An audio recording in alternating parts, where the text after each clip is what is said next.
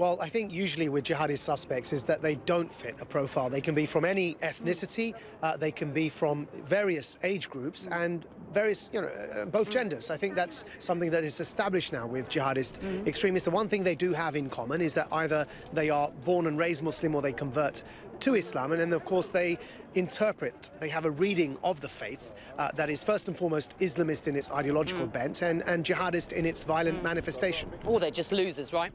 Well, of course, many of them are losers, but that doesn't take away from the fact they've joined some phenomenon that they believe that they're fighting for, a struggle they believe they're engaged in for some form of, saviour of civilization complex that they have. Let's talk about what the Prime Minister has said. She says 4 things need to change in the light of these 3 terror attacks in as many months. She says pluralistic British values need to defeat Islamist extremism. What does she mean by that?